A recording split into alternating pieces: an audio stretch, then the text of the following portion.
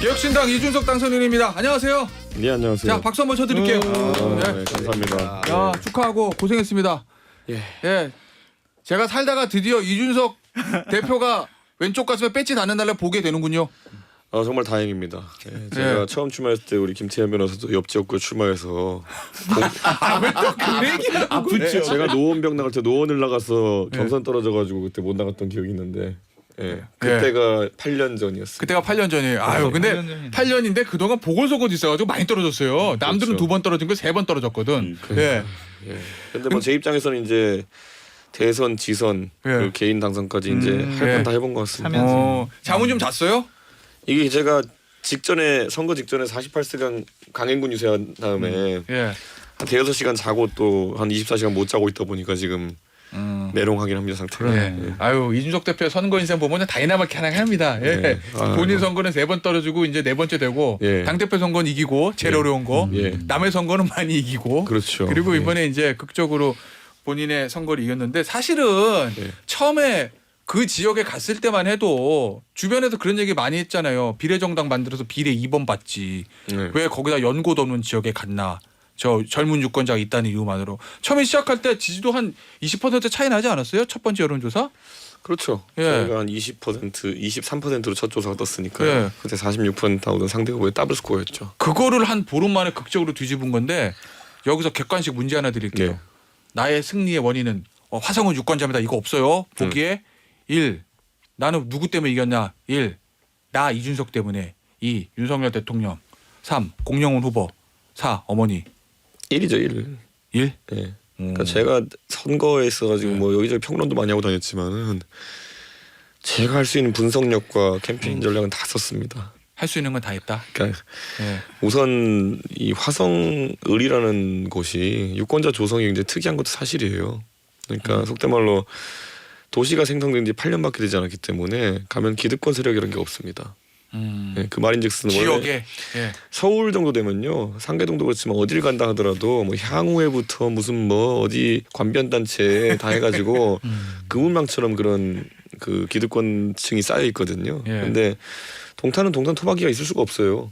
생긴 지 이제 뭐 10년이 안 되는 도시이기 때문에 그래서 그 동탄이라는 그 화성시 내에서의 지역도 이기신 도시의 특징이 그런 게 약하고 젊은 세대가 많고 그러다 보니까 그리고 거의 100% 아파트 지역입니다. 일부 이주자 택지를 빼놓고는 100% 아파트 지역이다 보니까 바람 선거에 유리합니다. 바람 선거 유리하다. 그러니까 단기간에 여론을 만들 수 있는 그런 게 가능하기 때문에 사실 홍준표 대구시장님이 이준석이 대한민국에 당선될 수 있는 지역구는 없다라고 이제 단언을 하셨거든요. 얼마 전에. 근데 딱 한 군데 찾아보자면은 여러 가지 조건을 맞출 수 있는 게 동탄이었죠. 알겠습니다. 본인이 가지고 있는 선거 전략, 선거 캠페인 다 썼다고 얘기했잖아요. 사실은 이준석 대표에 대한 그런 평가가 있었어요. 남의 선거는 제일 잘해 대한민국에서. 자기 선거만 못하지. 뭐 이런 사람 이렇게 말하는 사람들도 있었잖아요. 왜냐면 대선, 지선 다 이겼고 선거 컨설팅이라 이건 기가 막히게 잘하는데 이제 본인의 선거는 낙선을 했으니까. 그게 이제 그런데 뭐 선거에 있어가지고요. 그 제가 노원병에 도전하는 건 제 고향이라서 어려운데 도전한 서사지. 예를 들어 그걸 제가 지금 이제 제가 굳이 비교하고 싶진 않지만은 제가 지난번에 4년 전에 노원병 나가서 받았던 득표율이 44거든요. 근데 이번에 물론 뭐 제 후배격이고 아주 훌륭한 후보지만은 이번에 또 국민의힘에서 나온 후보는 그것보다 많이 못 받았어요. 사실 개인이 어쨌든 개인의 능력으로 끌어올릴 수 있는 득표율이 한계가 있는 거고 그거의 한계선을 넘어서는 곳이 노원병이었던 거지. 저는 제가 그 개인 득표력은 언제나 있어 왔다 생각합니다. 아니 노원병에서 낙선할 때도 선거 캠페인 자체는 정말 잘하긴 했어요. 그건 뭐 제가 항상 말씀드렸지만은 선거 캠페인은 진짜 잘하긴 했죠. 그래서 제가 이제 국민의힘 대표하면서 제가 항상 뭐 제가 시험을 보자는 얘기도 하고 항상 그랬던 게 뭐냐면은 서울 강북 지역에 나가는 국민의힘 후보들의 구조적인 문제들이 뭐냐면은 뭐 문제의식은 이번에 한동훈 전 정부가 가졌던 것 같은데 장기 낙선자가 많아요. 그러니까 뭔가 뭐 한 번 떨어지고 2번 떨어지고 3번 떨어질 때 직업이 당협위원장. 그렇죠. 그렇게 해서 지방선거 공천만 내가 좀 하고 그렇게 해서 동네 어른 대접 받으면서 이제 가지 이런 분들이 좀 있고 두 번째로는 그게 아니면 또 초짜를 투입하면은 소위 말하는 처음 가는 분은 강북선거 뚫어낼 수 있는 선거가 아니거든요. 그래서 제가 지방선거 때 제가 이제 항상 얘기했던 게 오세훈 시장이 15% 16% 차이로 서울시장을 이겼는데 어떻게 구청장을 7개 8개 내줄 수 있느냐. 이건 구조적으로 후보군이 안 되는 거거든요 지금. 근데 인물 경쟁이 그 문제를 해결하겠다고 제가 이제 지방선거 이후에 뭐 혁신이 차리고 별거 하는데 그거 하던데 잘라버렸어요. 아이 그 얘기 나중에. 그러니까 저는 이게 그러니까 굉장히 심각한 문제라 보는 게 제가 예전에 그 국민의힘이 이번에 한동훈 위원장이 뭐 운동권 척결하겠다 이렇게 했을 때 그 구호를 왜 했는지 알겠지만은 사실 운동권 출신 후보들 되게 잘합니다 선거. 아 그렇죠. 왜냐면 대학 때부터 선거에 단련된 사람들이 그러니까 많아. 한총련 세대는 잘 모르겠지만은 그 전에는 전대협 세대나 이런 데는 굉장히 인물적인 매력도가 있는 분들이 그 학교의 총학생회장이 되시고 그걸 기반으로 정치했던 분이기 때문에 솔직히 운동권 척결을 내세우려면 그보다 매력적인 인물들이 많이 준비돼 있어야 되거든요. 근데 그거 안 된 상태에서 어디 그냥 예전에 어디서 2006년, 2016년에 서울에 그때 오세훈 바람을 싹 썰었을 때 그때 한 시의원 한번 하신 분들이 지금 당협위원장 하시면서 장기 낙선 중에 국민의힘이 지금 본질이거든요. 강북 후보들의. 근데 그걸로 어떻게 이기나요? 그런데 그걸 아마 안 알려준 것 같아요. 한동훈 위원장한테. 아무도. 이를 제가 질문드릴게요. 이제 그 당선 직전까지의 서사는 너네가 날 잘라. 였는데 이젠 당선됐잖아요. 신당의 대표잖아요. 그래서 진짜 궁금한 게 뭐냐면 개혁신당 앞으로 어떻게 할 거예요? 3명 있는데 또다시 뭐 예를 들어서 뭐 국민의힘과 연대할 부분 연대할 수 있는지 국민의힘에 또 들어갈 뭐 의향은 있는지 아니면 진짜 개혁신당 갖고 선거를 다음에 치를 건지. 저는 이 질문은 좀 너무 어렵게 하신 것 같고 범야권으로 분류해야 됩니까? 야권이죠. 범여권으로 분류해야 됩니까? 저는 선거 과정에서도 야권으로 계속 이야기했고 여기서 중요한 거는 저는 앞으로 뭐 저희 개혁신당은 저희 과제 저희 숙제하면서 계속 가겠지만은 이제 선거 끝났으니까 평론 좀 해보자면 저는 민주당이 또 분화될 가능성이 있다 봅니다. 결국 윤석열 정부에 대한 심판론을 가지고 거대 의석을 이뤄냈지만은 조국 전 장관의 시간표와 이재명 대표 시간표는 다를 수밖에 없습니다.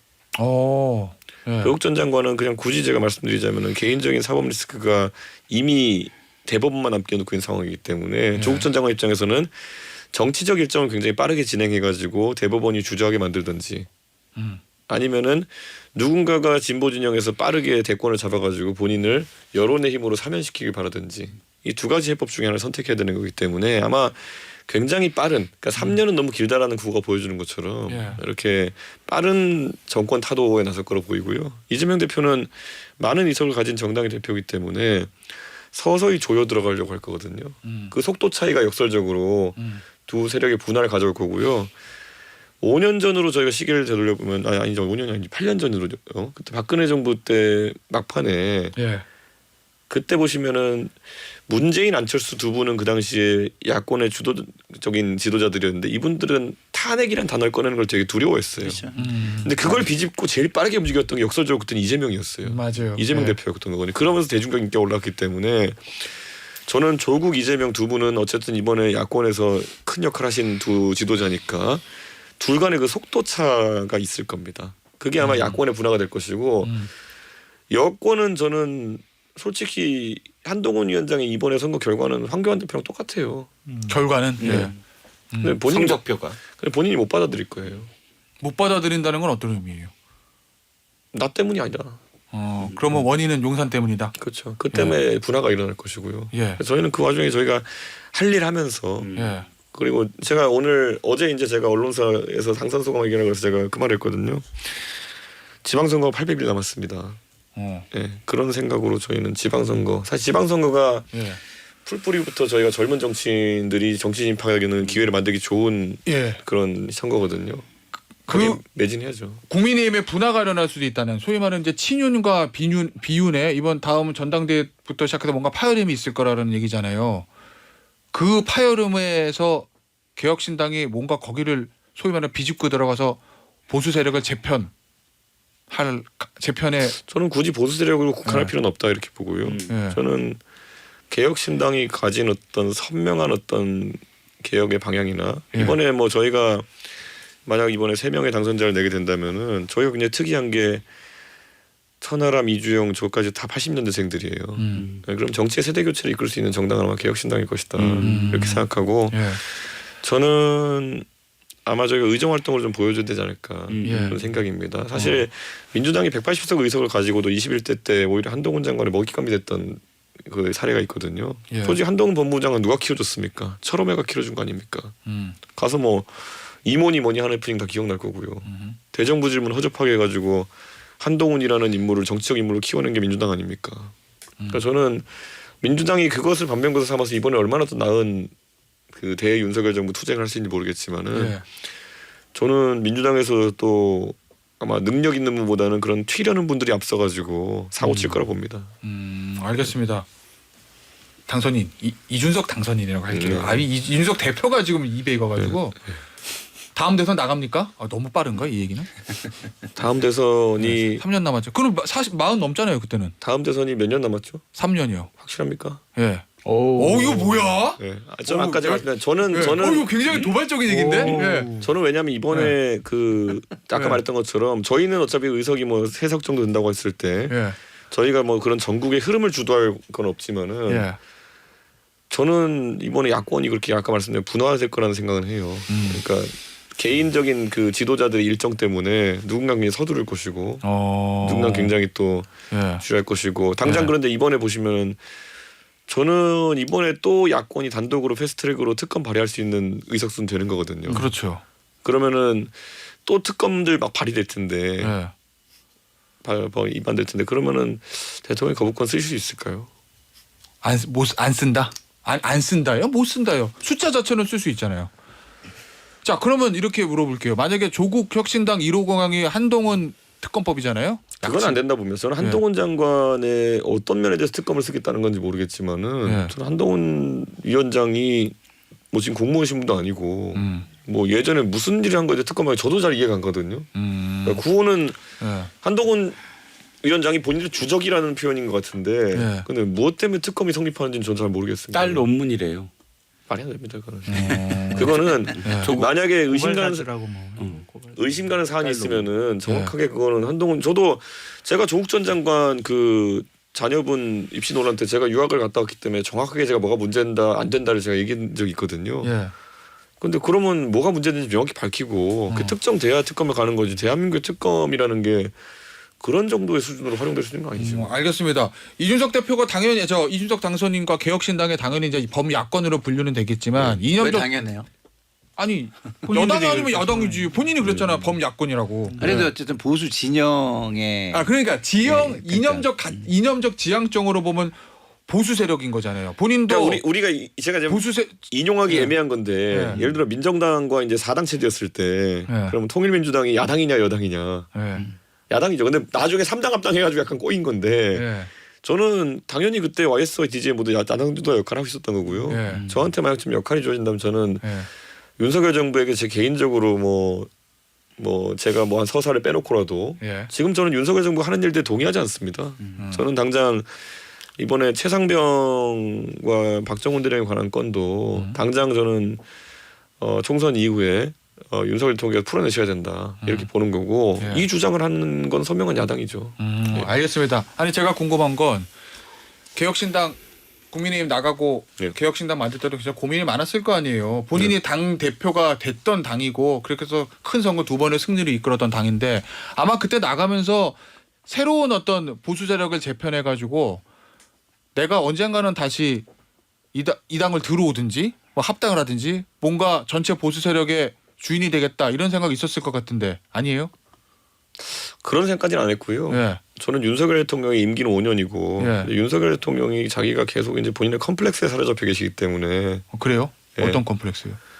본인이 보수의 어떤 기반이 있는 분이 아니고 2명의 대통령을 감옥 보낸 분이기 때문에 남들이 그렇게 안 봐주니까 계속 나는 보수를 입 밖으로 내쳐야 되는 거고 행동으로 보여줘야 되는 거거든요. 예전에 보세요. 박근혜 대통령은요. 박근혜 대통령이 보수인 걸 의심하는 사람이 오히려 프락치였어요. 그러니까 그러기 때문에 박근혜 대통령이 중도화 전략을 펼치는 게 자연스럽거든요. 근데 윤석열 대통령은 본인이 보수라고 아무도 인정 안 해준다고 생각하니까 계속 입으로 내가 자유 같은 소리 해야 되는 거고 근데 행동은 자유랑 거리가 멀고 뭐 이런 게 반복되는 거거든요. 그 구조적인 문제를 탈피하지 못한 상황 속에서 보수 정당은 계속 철학의 빈곤으로 가는 거예요. 왜냐 내가 보수임을 밝혀야 되고 그러면 내가 보수임을 밝힐 때 철학적으로 설명하는 게 아니라 그냥 지지층 중에서 맹종하는 지지층에다가 쉬운 언어로 설명할 수밖에 없는 거예요. 하늘 같은 대통령이 반대한다? 그럼 내부 총질러 뭐 이런 식인 거예요. 네. 그러니까 그게 철학의 빈곤인 것이고 지금 윤석열 대통령이 하는 여러 정책들 의대 증원 갑자기 하는 것부터 뭐 물가 관리 대책 가격 통제하겠다는 거 아닙니까? 이런 것들이 어디를 봐서 보수의 철학에 가깝습니까? 그렇기 때문에 저는 뭐 지금 보수 정당은 제가 항상 얘기하지만은 교육, 안보, 경제에 있어가지고 비교 우위가 사라진 뒤로 이 철학의 빈곤을 해결하지 못하면은 보수라는 타이틀 갖고 선거 이기기 쉽지 않아요. 그러니까 제가 궁금한 거 본인이 그 철학의 빈곤을 해결해서 뭔가 지금은 사실은 굳이 말하면 보수 정당의 비주류인 거잖아요. 왜냐면 저는 이렇게 말씀드릴게요. 저도 제가 주류가 그냥 될 마음이 있냐는 거죠. 저도 그냥 제가 너 뭐야 그럼 보수요 이렇게 할 수는 있는데 네. 사실 보수가 그럼 지금 보수의 서사로 대표되는 네. 그러면 상호주의 통일 정책 네. 거기에 더해서 교육은 경쟁 교육관 세 번째로는 이제 우리가 낙수 경제론 이 세 가지를 가지고 어느 선거를 이길 수 있겠냐는 거예요.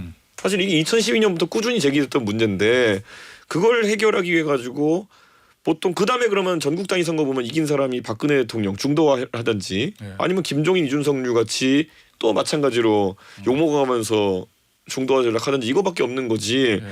보수 결집론은 판판이 깨지고 있는 거예요. 지금 보수를 결집해서 어디서 수도권에서 이길 수 있겠어요. 그러니까 황교안의 보수 결집론 이번에 보면은 이준석 나가면 뭐 막 몇 프로 오른다 그러고 보수 결집론 해가지고 배가 지를 때까지 다 끌어올려가지고 진 거 아닙니까 지금 보면은 이게 반복되고 있어요. 그러니까 저는 보수라는 이름으로 이길 수 있는 방법이 없다. 이러면 또 이거만 발췌해가지고 또 유튜브에 뿌리고 할 텐데요.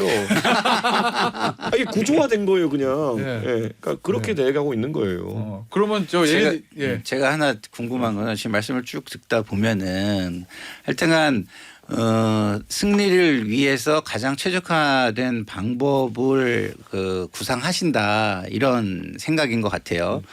그러면 지난번에 제3지대를 형성하셨을 때 그것을 깬 것이 잘했다고 생각을 하세요? 아니면은 뭐 그것은 뭐 계속 유지를 하는 게 더 낫을 것이다 승리를 위해서. 저는 어떻게 굳이 생각하세요? 말하자면 유지하는 게 나쁘지 않았을 거다 보는 게요. 저는 왜 그러냐면은 이런 게 있어요. 그러니까 이게 개혁 신당을 너무 의식한 나머지 이제 공격이 너무 들어와가지고 뭐 잡탕이다 이렇게 해서 그렇지 원래 사실은 보수적인 인물들도 보통 민주당 출신의 인사 중에서 정세균 총리나 김진표 의장님이나 아니면 뭐 김부겸 총리나 이낙연 총리님 같은 분들은 저분들은 그래도 보수에서도 인정할 수 있는 정도의 성향을 가진 분이다라고 보는 시각이 많았었는데 그게 이제 저는 이번에 솔직히 말하면 집중포 맞은 거죠 저희는. 그래요. 알겠습니다. 자 시간이 다 돼서 마무리해야 될 것 같아요.